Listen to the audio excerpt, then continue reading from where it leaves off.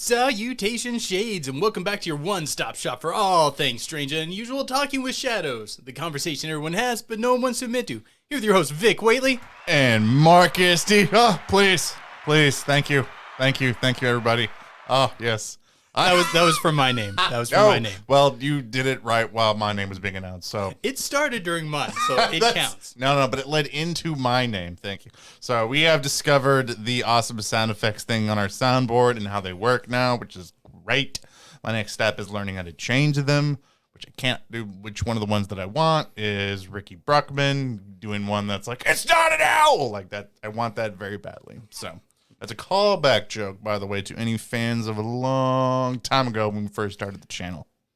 I do not remember this, actually. You don't remember that it's not an owl thing? No, I remember me and you doing the it's not an owl thing. Yeah, no. I thought you meant like Ricky had said it. No, I just want him to be the voice of it because I think it would be I great think he would in do his it really well. Yeah, He like would in be his really thick good at Jersey accent. I think it would be awesome. Thick, Joyzy accent. Yes. Okay, it's hot in here. Let's get to beers I now. agree. So I had to buy the alcohol today. So I went with Purple Haze Raspberry Lager, which is actually Ellie's favorite alcohol, or favorite. Is that her favorite IPA? Or actually, Purple Haze is her favorite beer, and I don't think she's had raspberry yet, unless maybe all Purple Haze is raspberry. I'm not totally sure. I don't think it is. There's probably regular Purple Hazes, but I think she would like this. These come in like the stubbiest little bottles ever. We'll have to just drink more of them. They're like your toes. They're just like stub. It's like all these piggies never left the market. You're right. It's like my toes in your head. Cheers. Cheers. Thank you. Dude, so at my job, I have to do a lot of Zoom meetings, because of the pandemic and everything being virtual. The problem is my head is like so big that I have to sit back for my head to look a normal size. Like your head is abnormally huge. Every time I go like instantly live, like on Zoom during the meeting, I immediately look like Zordon from the Power Rangers. Like it is bad. Actually, if you'd shave your head, you would look like him. It's like Talking with Shadows. We have a disturbance in Evansville, Indiana. There's a monster on the loose, and only you can talk about it. Goodness, are you going to start collecting teenagers with attitudes? Because I'm pretty sure that's illegal. That's creepy. That's what that is. That's grooming. That's what that is. All right. So today we're continuing our month-long talk about hairy humanoids. Super awesome cryptids, all things weird, right up me and Vic's alley. But before we get into our episode, of course, what we always got to do, comments from the previous shows. So if you didn't check our last episode, we did the Spotsville Monster, which is like this Bigfoot hairy humanoid that's in Kentucky, which we didn't know about. It's not that far. Yeah, it ended up being really cool, and I hope this one's just as cool. It's. How are you going to say you hope so when you know the monster? I still am going to hope. You're going to hope after you know it. I'm questioning whether or not if you know the story. I do. Okay. All right. Zeno Smith said, another great episode, guys. Really liked it. I always like learning new things about Bigfoot or Sasquatches, learning about the different abilities these things have. It reminds me of SCP-1000. I definitely think you will like this one. It fits in this episode's topic, which I think... Is that the Bigfoot one? Because I really like that one. I really want to say that is the Bigfoot one. Yeah, I want to say that's the one where they say like if you see it, you can suffer like instant brain death, but it's actually just to cover up the greater truth that they used to rule the earth. Yeah, SCP-1000's Bigfoot. That's awesome. I can't remember. I really like that one. Yeah, I can't remember that one off the top of my head.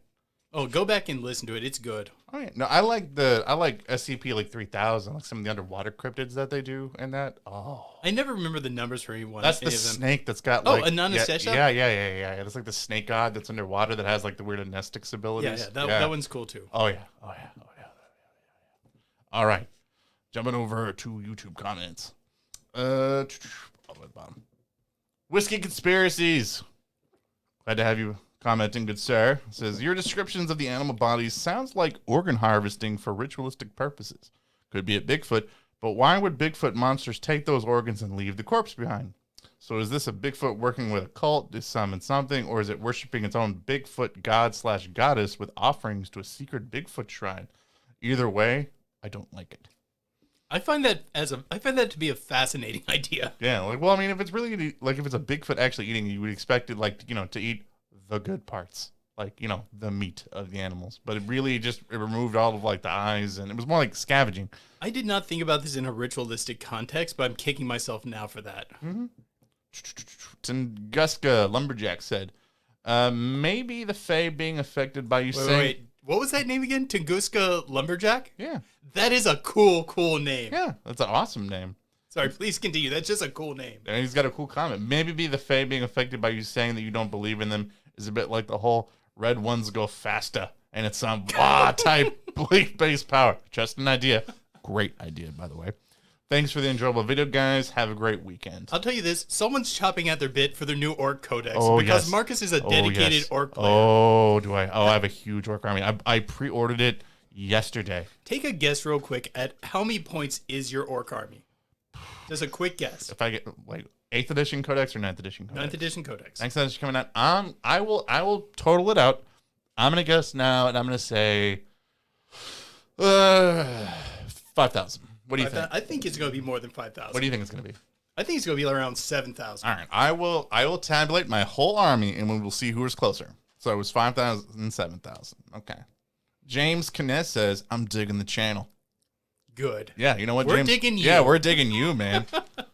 XPZER0X, okay, said, wasn't expecting a raccoon conspiracy.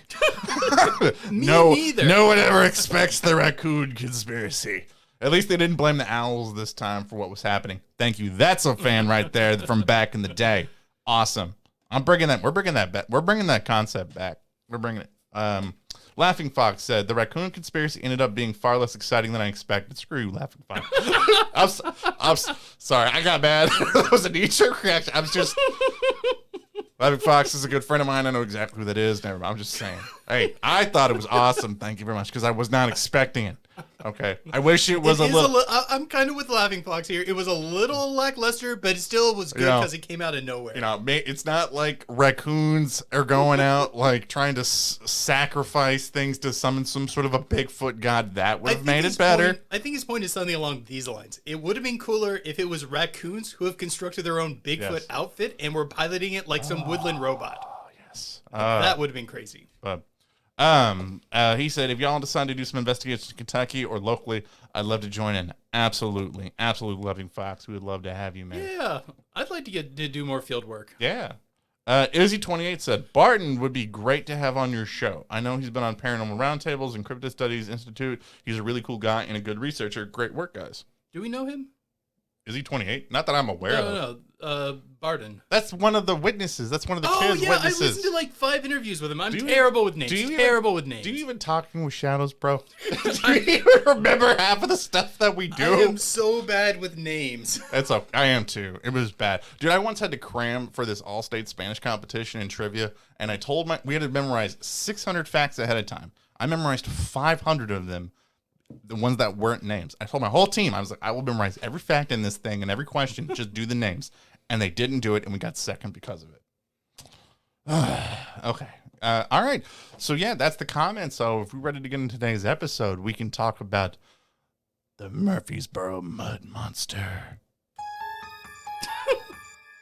That's some serious alliteration right there. Oh, I know. I love it. I love that we can do that. Murphyville's Mud Monster. No, it's Murphysboro. Or Murphysboro Mud Monster. The thing is, the alliteration is still there. It's a lot of M's. Yeah, or as they called it, the Big Muddy Monster, which is something that often happens to this. A little less alliteration. Yeah, but I don't think that towns that have things named after them really... Like, I don't think that the towns want these monsters necessarily named after them.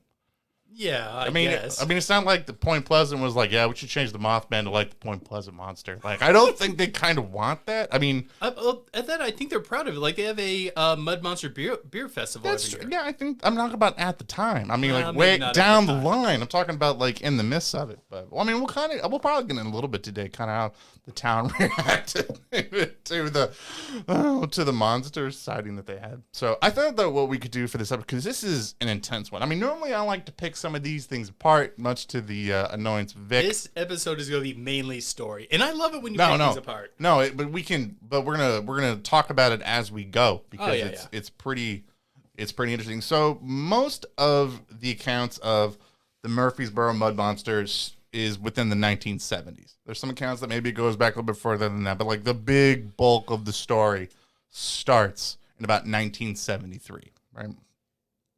So for about 2 weeks during this time, it's generally what's assumed that the whole town of Murphysboro, Illinois, became the epicenter of a series of encounters with a huge, hairy albino monster, which would become known as the Murphysboro Mud Monster. So the first incident occurs... Actually, there's one thing I want to talk about in the setup. Sure. Did you realize that this is only a few months after the infield horror event? Mm-hmm. I did, yeah. They kept making they made some comparisons to other monsters in this, but I thought they were stretching. Well, here's the reason why I particularly took a note on the infield horror. Mm-hmm. Why don't you give a quick description of the monster? Of the infield horror? No. I was going to say the like mud a monster. kangaroo. Oh, I was like, the kangaroo spot. Okay, so the mud monster is it's generally described as being a couple 100 pounds, large, furry, matted, it's described between 6 to 8 feet tall, depending upon the person that encounters it. Stanky, very stocky, with at times glowing red eyes And gray fur. Well, I said albino. Oh, I didn't hear you say that part. Yeah. But one thing that I picked out when this was mentioned, the infield horror, which occurred very close to this time period, also had gray fur and red glowing eyes. And 3 legs. Oh, and okay, the whole description doesn't match, but my point is that It's a big detail. No, I'm not trying to make the case that they're the same thing. I'm just saying that these things happened in a close period of time with 2 unusual details shared. They did. Now, what does that mean? I'm not sure, but I wanted to point out that connection before we went further. True. Well, I mean, you find that a lot in, the paranormal. Like, the Evansville Green Cloud Beast happened on the exact same day as the Hopkinsville Goblin story. Which is amazing. It makes me think there's a connection. I'm going to take that button away from you. I can't help. No. I'm going to take the buttons away from you. Sorry. Oh, and everyone agrees. Yeah, I know. Sorry. I'll use up on the buttons.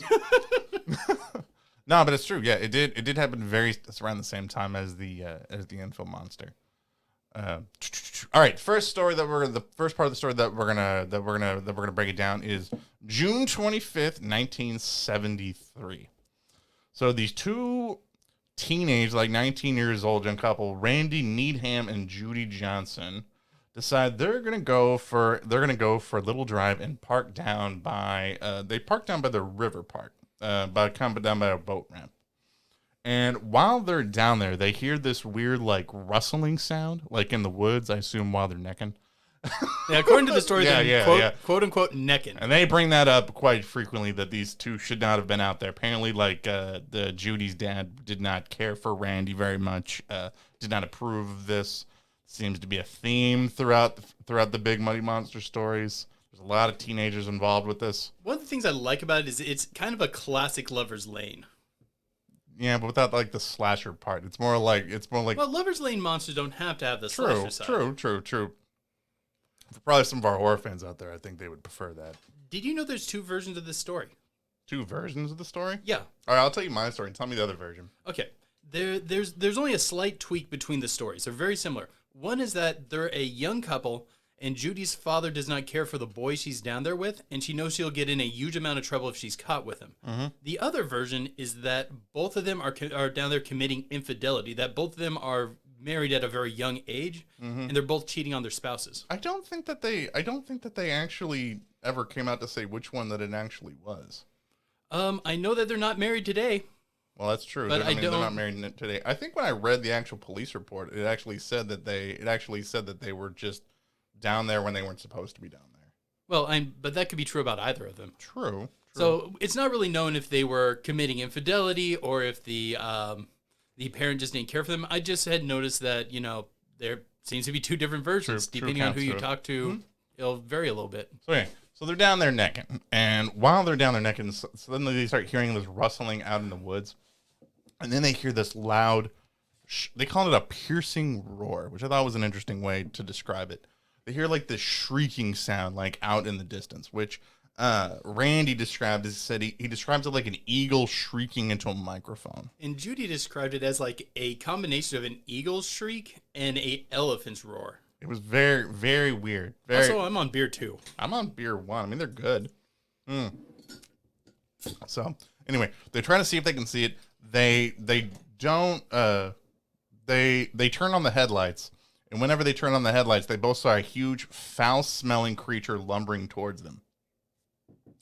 They they take off running, they leave, and then they go to the cops.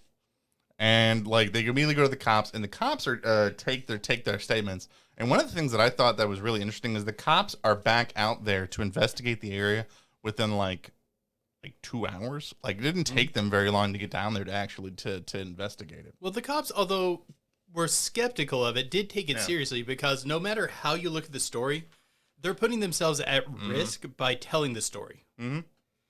Which apparently lended credence to it.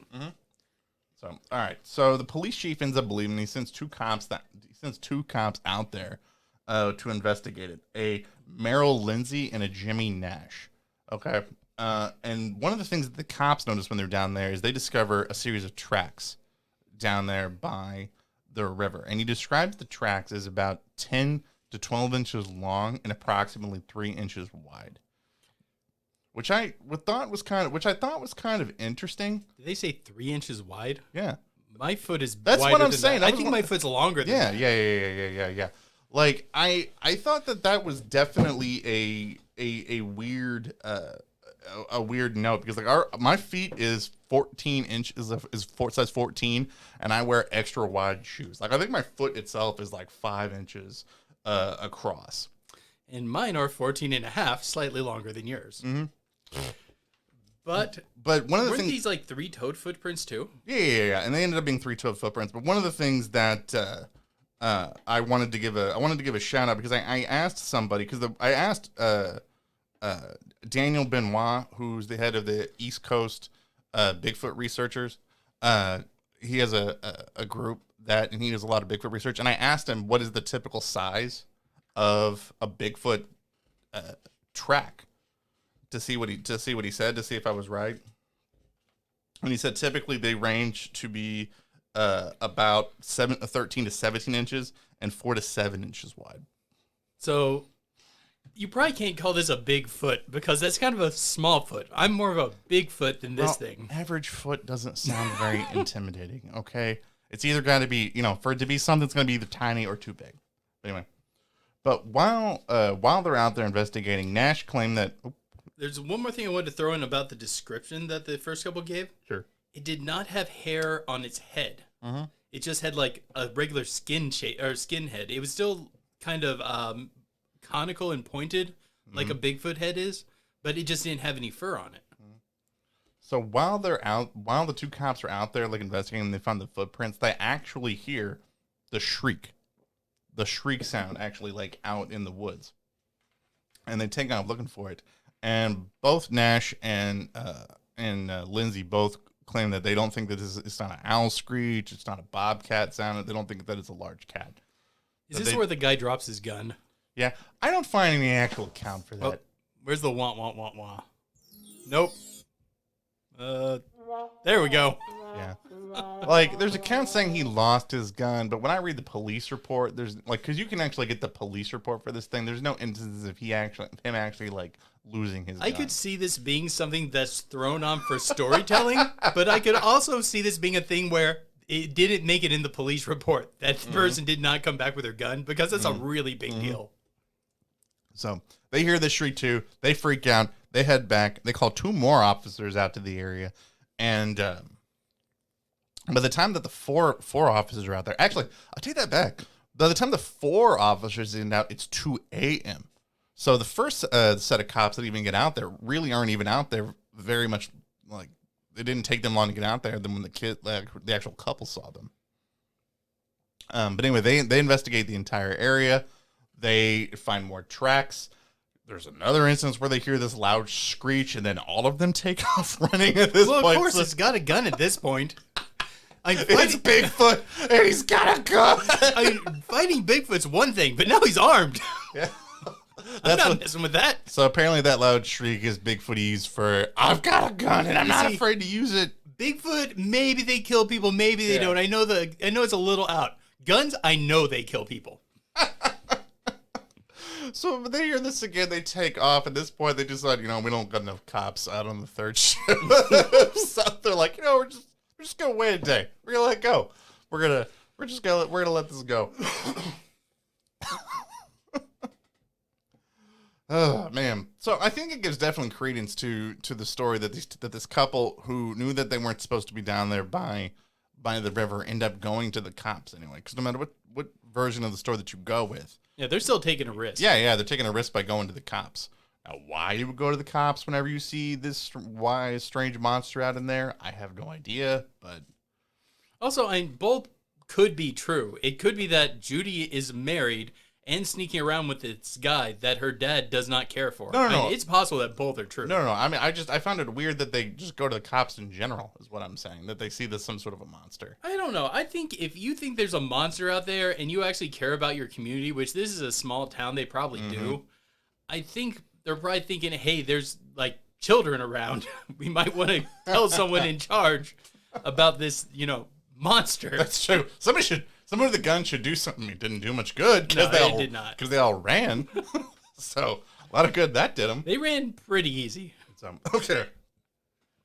So, the second major sighting occurs on June 26th, the following day. Like the very next day. Okay, I got this pulled up. All right. And the story starts with a 5-year-old boy named Christian Barrel, who apparently was outside his house collecting fireflies at 10:30. I find that's just bad parenting. That is not bad parenting. 10:30, 5-year-old out in the country. I mean, if you're even keeping a remote eye on them, and if you're in a safe neighborhood, I think that it's doable. Parts from the start doesn't sound like they were keeping. Well, okay, we'll end up what's happening next. Whether the reason why you shouldn't do this, because the next thing that ends up happening is this kid freaks out, runs into his dad, screaming, "Dad, there's a big ghost in the backyard." You know what? Okay, you finish the story, and then I'm going to have a caveat for you. Yeah. Who obviously the dad was, I like how they describe it, understandably dubious of his son's story. Until his neighbors end up corroborating the tale. Okay, here's my thing. The kid was smart enough at 5 years old to know when to run and go get his dad. That is free-range parenting at its finest. The kid recognized when it was over its head at 5 years old. How many times have you told me that, like, bobcats, lynxes, and what's the other what are the things that's out there? The other goat thing, man. Goat man, I do believe might be out there. Deers crucified to trees.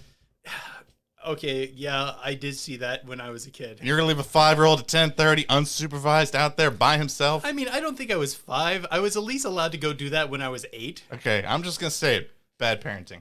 No. Yes. He could have gotten eaten by a Bigfoot. You don't know. The other day he could have found treasure. You don't know. That's true. That's true.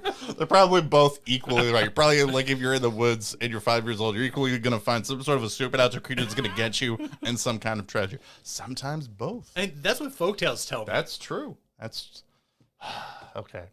So while this kid is screaming about this giant ghost that's in his backyard, there's 2 teenagers, a Shale Ray and a Randy Creeth, I think that's how you say his last name, were also 2 unsupervised teenagers, were sitting on their back porch when they hear some rustling out in the bushes about 15 away. Assuming they think what I assume is probably Beryl out there catching fireflies because his dad negligently lets him run around out there. Not negligence. Yeah. Randy decides to get up and go yell at this kid to apparently like stay away from his fireflies. And their intention was to just scare the kids away. But the next thing that they know is that they see this giant, and they described it as 8 feet tall, stocky like a New York football player, long fur, hairy like an English sheepdog. white and pale, dirty, matted. And again, rayless stank. And eventually they just like lock eyes with this thing, and then they just turn around and just walks back in the woods. I'm surprised they didn't run. The thing has red glowing eyes. You don't screw around with things with red glowing eyes. Again, when you're in the middle of a crisis, you have two general reactions. I mean, three general reactions. Fight, fight, or flight. And so, they're freezing is a common response to most people. Oh, something that we missed out on the first case I want to go back to. What? One of the things that the police found when they were searching the woods was a trail of slime. I don't think that comes. I think that comes up now. Oh, does it? I thought that was... Yeah. Eventually, I might be confused on the timeline. Yeah. I want to say that the slime ends up... Yeah. Because I want to talk about this trail. You're getting ahead of me. I'm sorry. You're getting ahead of me. I'm excited to talk about slime. I don't... Yeah, and I've got a theory where the slime comes from. Nobody... But anyway. So anyway. I have a better one. Oh, no. I think I know what it is. But okay, anyway. So anyway, the two teenagers that are out there, they describe they're freaked out. They run back inside. Now, there's a disagreement amongst the two as to exactly what they think that it is. Both agreed that it had glowing red eyes, but the Randy claims that he thinks that it's from a street light and then it's just reflecting it. And Cheryl's like, no, I know what I saw. It's red glowing eyes. So there's a distinction there as to what they saw. Now the cops show up. So, wee woo, wee woo, wee woo. So here come the four cops that were like terrified the night before and ran away, probably taking their time. It didn't say it in the police report, but I'm just going to assume that. And so it's Nash and Manwaring. They get out there to the scene, and one of the things that they do is they immediately call more cops, and they say there's like 14 cops that end up showing up for this, as well as, more importantly, a dog that tracks it. And so they decide that they're going to try to start tracking to figure out where this thing was. They've all got guns. They're ready to go. So they eventually end up tracking this thing to a abandoned barn that they find out in the middle of the woods. And if you read a lot of the accounts, what the accounts says is that they go to the barn. The dog refuses to go inside the actual barn. I have one thing to say about this whole police fiasco about to happen. Yeah, this is about to go silly. So if you read many of the accounts online, what it says is they literally just sit there for hours waiting for more cops to show up, and then eventually it slips out the back and it's gone. Did you hear that he tried to actually throw the dog in there? Yeah, but the dog just wouldn't go in. Oh yeah, the dog just kind of went to its belly and crawled back out. Now, if you actually read the actual report that's actually like on file at the police station, they actually searched it before the other cops got there and it wasn't there. Did they? Yeah. The actual police report, because here's the thing: you can actually go to the Murphysboro city's webpage, and it's literally, so many people have requested this, they literally put it on the front page. It's download the official police report right here. Damn, I was mainly digging into the folklore and the story that the people in the area tell, so I will do my dance of shame. Yeah, do your dance. I am shamed by the fact that you found the police records and I did not think to look. Yeah. And no, shame dance complete. Now the police records just end up saying that it's still afraid to go in the barn, but they searched the barn anyway. It's not in there. Now they could be making that part up. They might have just been too terrified. They ran away. They ran away from it, just screaming in the woods. So who knows? So do they actually wait for more police to show up? According to the police report, no. They searched it. Okay. Before more people show up with in the police report, it says that when they got to the barn, it refused to go in, and they searched it. They still searched it anyway. Okay. And it wasn't in there. So it may have hidden there for a while and then just took off. But now, after... Where's the slime? Just as a side note, the behavior of the dog is somewhat similar to like some of the things David Paulides describes in Missing 411, where the dogs will just like plop over and lay down and refuse to track any further. Just as a side note. Okay. One of the things that they found while they were out searching this particular time, which is interesting, while they're tracking it out to the barn, this is when they find the trail of slime, which is weird. And in more than one account of other actual instances, you can find the police report, they actually see this trail of black slime. And I never get any sort of identification of what they assume that it is, but like they touch it, it's gooey, it stains the skin. Nothing ever else that I've ever found has ever come to explain where the black slime comes from. I want to hear your theory on the black slime now. Oh, yeah. Do you want to do that? Yeah, I can do that. Do you want to do that, or do you want to do the third sighting? Let's go ahead and talk this, and then we'll move on to the third sighting. Okay, so do you want another beer? Because I'm about to crack my third. No, I'm good. So the black slime, my theory is okay. Murphysboro was a mining town. It's very common in a lot of mining towns that many of the toxic chemicals and some of the secretions that come off mines literally stains a lot of ponds and lakes black. And oftentimes you find black sludge in like around mining areas. And Murphysboro has a long history of mining. One of the oldest mines in Illinois is there. And there's tons of other mines that are not so too terribly far from that particular area. So this thing could have been trekking around in the river in areas where there's water and then picked up this black slime. I think I'm going to say something pretty similar. Yeah. I think what's going on in a lot of the cases, they hear splashing. Yeah. So it seems like the thing's going into the water. I think that what it is it's picking up the muck at the bottom of the river, which if the muck is rotting plant material, it is black. It is smelly. And at one point, one of the people who's describing the scent says it smells like a rotting peat bog, which the black stuff at the bottom of a river, it's usually rotting plant material. Yeah, it would give off a rotting peat bog smell. Yeah, you see this on on the East Coast all the time, where sometimes black sludge will come up, but what it is rotting seaweed and kelp flies. You see that a lot of times too, where people think it's a weird paranormal phenomenon, but it's really just rotting seaweed. But what I will say is, for it to be caved in this stuff enough to leave a trail, it must be milling around in the shallow something hardcore. Oh, yeah. Well, I mean, I think that's how it was either getting around or how it was getting away. The fact that it knows to go to water to avoid being tracked is pretty impressive to me. I'm actually wondering if it's assisting off mussels in the river and it's rooting around in the filth trying to find the mussels. I'm not 100% surprised. I would not be 100% surprised if this is just not some sort of a weird, just hairy dude that's in there that knows how to avoid being tracked, that just lives out in the weeds. I may go there. I'm just saying. Well, I mean, the thing is, in many of the descriptions, and this is something that's been brought up before, right? That it could have been a guy in a coat, because the initial description is there's no hair on the head. Mm-hmm. Although the head was not human-shaped, it did not have hair, so it would, in a way, look similar to a man in a gray furred coat. But at the same time, this is some very peculiar behavior for a human? Not necessarily. Not somebody who lives out in the wheat. Oh, sorry, let's do the third story, and then we're gonna get to that. We'll get to that whether or not it could be a person. All right, third major story that happens around this time. There's a carnival that goes through the town, and during the while the carnival's going on, some of the carnies hear some rustling sound by their ponies. And when they go out to investigate it, I think the first time that they go out, they don't see anything. But the second time that they go out to investigate it, they actually see this large furry creature that seems transfixed at staring at the ponies. And then it runs off. And then it runs off, or it leaves at that point, and they call the cops. I find it incredibly funny when they call the cops in the police report, which is left off when most people, the cops ask the guys, "How come you didn't call to let us know that there was something out here before?" And the guy said, "We didn't want to scare people away from the carnival." That makes sense. They didn't want to report it to the cops. I thought that was great.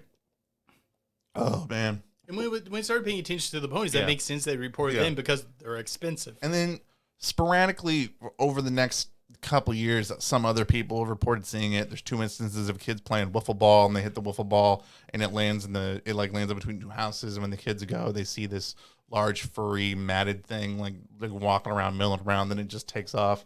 There was another man that said that he saw it while the guy was gardening. Another guy said that it was July 7th, 1975. 2 men said that they reported seeing it near a pond out nearby. And these are the bulks of the story. So, did you know Kill has a particular word for this type of hairy humanoid? Yeti? No, swamp. He calls them swamp slobs. Yeah, that's neat. Yeah, I'm trying to remember what book I was just reading, but he goes over it in great detail in that one. No, Lauren Coleman ends up investigating Really? this. Yeah, he gets involved just thinking that it's a peculiar kind of Bigfoot sighting. I mean, there's just enough people that just report seeing this thing. I mean, it convinced Coleman that this was probably a real. I mean, they have casts from the things. Yeah. And photographs of the tracks from this thing. The thing that I found really interesting was the impressions from the feet go into the sludge like almost 3 inches. That's I mean, that's a pretty heavy creature. Like, is it flat or is it more towards the toes? When I looked at it, it seemed like more like on the heel. More on the heel. Like more on the back of the foot than the front. Huh, that's weird. Like it's stepping like that. Well, I mean, that's where more the weight's going to be is on the back of your ball, your foot. But then you put pressure on the toes, so the toes. If then they it walk would like humans, then it would be near the front. But yeah, if they walked like humans, the deeper part should be towards the toe.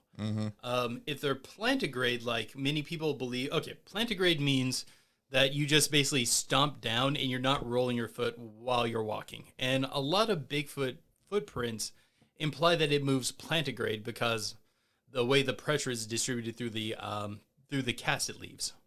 So it sounds like this thing might not be plantigrade, but maybe doesn't quite move like we do either. I will pull up a photo of the tracks of these things, and I will let you make a determination. And I'm going to try to put this. This is like 67 pages worth of stuff.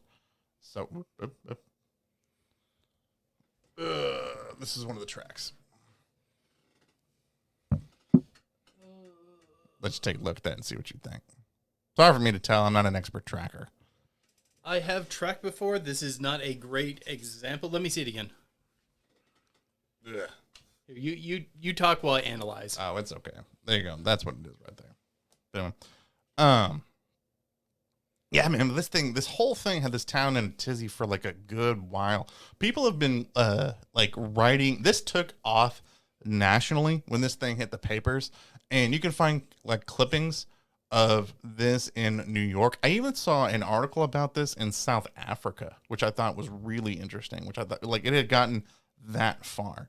And the police have kept generally most of the just letter requests of people reaching out, requesting copies of this because of how well detailed with the police that these accounts actually were. And I found that really cool because then there's a lot of instances in the paranormal where you just find that where like the police either didn't take it seriously, they didn't write anything down, they just ignored it, or they were part of the cover up.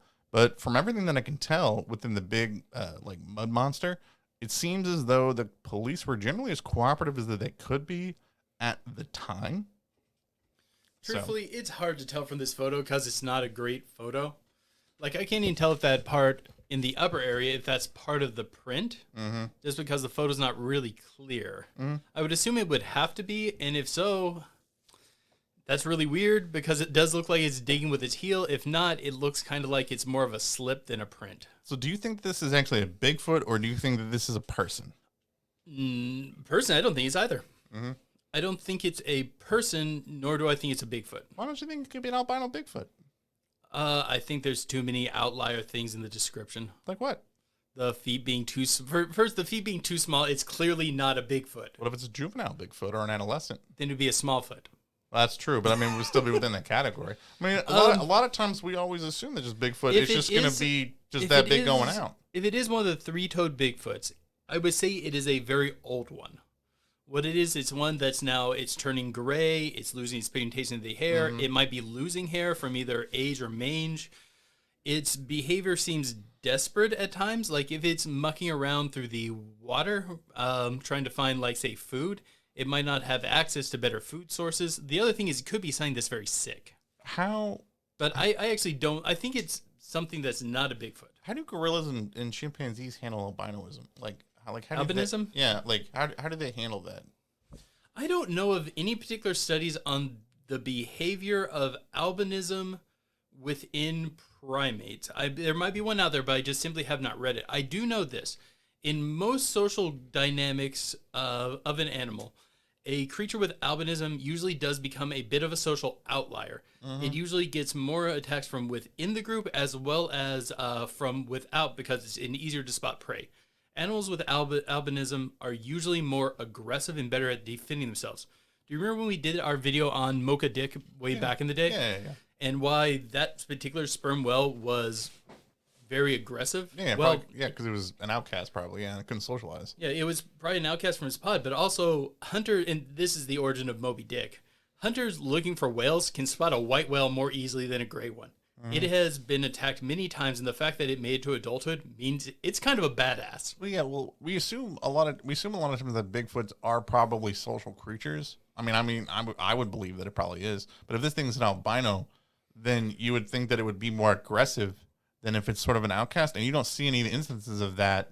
I mean, other than it just yelling and just being loud. But well, like I said, I'm not studying it from within specific primates because I haven't read articles about it specifically within primates. Mm-hmm. Also, I'm not fully convinced that's an albino. It might be. I'm not convinced it's not either. Mm-hmm. But it also could be just gray from age. And we've heard of Bigfoot with regular color palettes with red glowing eyes. True. Yeah, they make a reference to them. Nobody else in the stories account for it having red glowing eyes. So I'm not gonna be convinced that this thing has glowing eyes. Like nobody else other than Cheryl ends up reporting this thing of having glowing red eyes. Like in any account of this thing in the area. But at the same time, probably what it is actual eye shine. No, yeah, that's what I'm saying. That's why I think, but I don't think that this thing, it's not aggressive enough for me. So, but I'm going to be convinced. I don't know if I'm entirely convinced that it might be Bigfoot. It could be a person. Well, I'm going to agree with you. It could be a person because the description does kind of match well with a person in a coat. The issue is, I think it would have to be more of a woods madman than an actual survivalist. No. Know, I agree. No, I agree with that. Because this guy doesn't have any concern about keeping himself dry, and that's really important in a survival situation. Yeah. Well, aren't most primates typically afraid of going into the water? No, there are whole primate species that gather around hot springs and things like that. That are that big. Most primates understand that you do need to bathe at least somewhat. I'm talking about when they're trying to escape from danger. Most primates are going to do whatever it takes. Most primates are smart enough to understand to escape from danger, just do whatever you got to do. True, but also so do a lot of people that have escaped from prison that know whenever they're trying to escape being tracked by a dog, which is to go to the water. Yeah, but this thing's pretty consistently mired. What do you mean mired? Like it's seen? No, mired in muck. Oh, that it's hanging out there. Well, again, it knows how to avoid. It knows how to avoid being tracked, and that's what I'm saying. Whatever this thing ends up doing, that it knows how to avoid being apprehended by police. Yeah, but that's terrible for a human. Terrible.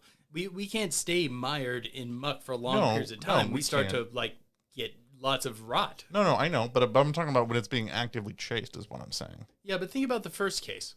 It would have had to have been mired in muck before it encountered the two teens. True.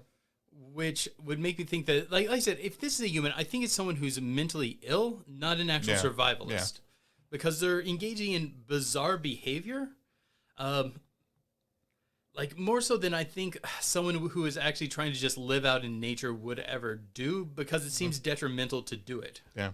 Now, I will say about this, most of the accounts, though, have where they see this thing, generally are between 50 to 30 feet.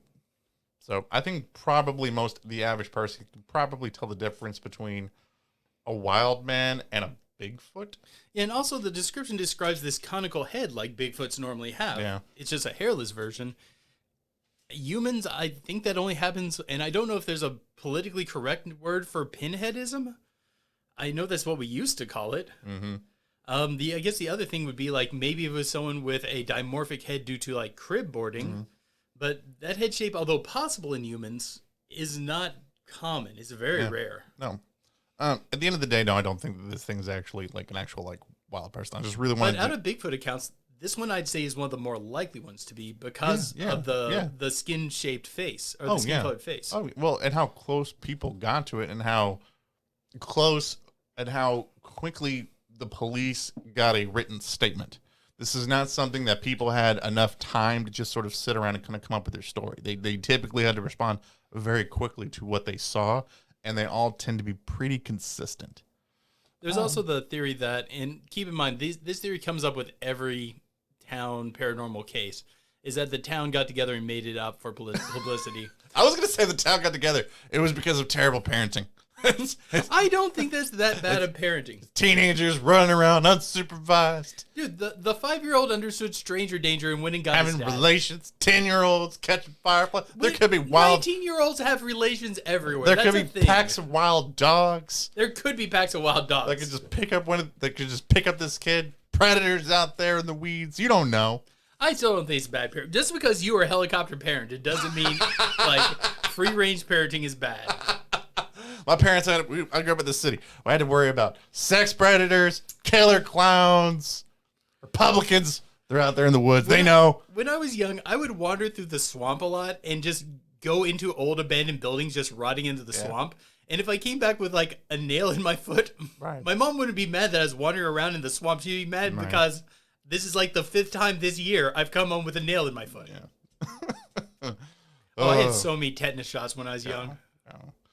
Oh, well, I assume just because you just would explore just random abandoned buildings. Dude, it's really exciting to explore random abandoned buildings. You find cool, weird stuff there. And tetanus. Lots and lots of tetanus. We were like roving gangs of feral children sometimes, because I know like sometimes we get in like groups of like 10 plus and just wander through trying to find old abandoned buildings. Final thoughts on this thing? Like, what are your final thoughts? I'm iffy if it's a Bigfoot. I don't think it was likely a human. It might have been a Bigfoot. I'm just not 100% convinced. Some accounts say that it was spotted later on, but they seem to have thinned out. I think that whatever it was, if it was a Bigfoot, it would have been an outlier. I think it was likely like digging for mussels in the river, and that's how it kept getting caught. Because I can't think of too many activities that get you mired in river muck. Like if you're noodling, if you're trying to sift through to get like mussels or something, yeah, that's going to get you real dirty. But if you're just running through the river to escape, like the idea of someone tracking you or scenting, I don't think you're going to get that mired. I don't think this thing being an albino necessarily discounts it from being a Bigfoot. There's albino primates. There's albino alligators. I don't think that disqualifies it from it being a Bigfoot. But my point is more, there's enough outlier things to make me cautious about labeling it a Bigfoot. I mean, it's got the howling things. I mean, I think that it could be. The howling was a little different than how people normally describe Bigfoot calling. Well, they also might not have had they also may have only heard it a couple times. They might not be able to describe it the best. Maybe. I mean, I'll trust their word for it. My point is more, there's enough outlier things it makes me conscious to label it a Bigfoot. Also, what if it's sickly and that's the reason about why it changes? That is exactly something I said earlier. Oh, that it was sickly? That's why it could have been sickly. No, that's why it changed the call is what I'm saying. That is a possible theory. Yeah. What I'm saying is, I'm not saying it's definitely not a Bigfoot. What I'm saying is, I'm cautious to label it a Bigfoot with this many outlying details. Let us know what you guys think in the comments below. You never said what you thought. That's what I did. I said there was probably a Bigfoot. It's probably an albino Bigfoot is what it is. Okay. I mean, I don't think it's that far of a stretch. I'd say it's possibly an albino Bigfoot. There's a shrieking call. It's big. Now, what I think that it is, I think that it is an adolescent albino Bigfoot trying to figure out how to survive. Oh, then how do you explain the lack of hair on the head? Maybe that it doesn't know how to take care of itself very well. Who knows? Perhaps. Maybe it could be mange. Who knows? But I mean, sometimes some animals, when they're not taking care of themselves very well, will lose hair like that. Yeah, but I'd say it's more likely to be aged. True, or his back, maybe. But and maybe that could be what it is. Maybe they're old, young, who knows? But it's one of those spectrum of the age. That's what I think that it is. But yeah, let us know what you guys think in the comments below. Do you guys think that it's a Bigfoot? Do you think it's its own thing? Do you think it's old, young? Was there something about the story that you guys picked up on that we didn't? What do you think the black slime was? Do you think that it's decaying plants? Do you think that it's mining toxic chemical runoff? If you guys are listening to this, if you guys want to help us and support us, definitely give us a like. Leave us a positive review. If you're listening to somewhere where you can give a review, like, share, subscribe. If you're listening on YouTube, hit that notification bell so that way you can stay up to date whenever we put out any new content. But until next time, guys, keep believing. Because we'll keep listening. Okay, so as I understand, some people have been hearing some strange things. Absolutely, and if you want to hear us talk about those strange things, all you got to do is go over to our Patreon and sign up For as little as $1 a month, you get the rest of these awesome podcasts as well as bonus videos that we put up. And me and Vic are scheduled later this month to put up an awesome patron exclusive video about the crawler. Also, we've been doing a lot of side projects that are still getting worked up that are just going to go on the Patreon. Yes, we are. As well as, don't worry, guys, because listen to a bonus video for everybody, but I'm keeping that close to the chest. Also, keep in mind, there are, I think it's like, how many hours did we figure out it was? Like, for what we have on there? Oh, God. Oh, it was a stupid high it's number. It's like 1,000 extra minutes of like just straight bonus content. Yeah, I like think on it's our an Patreon. extra 1,110 minutes. Yeah, so if you want to get access to all that extra content, all you gotta do is go over to our Patreon and sign up. So September 7th, a couple days ago, there was a loud explosion, a loud noise heard in Montgomery County, Tennessee.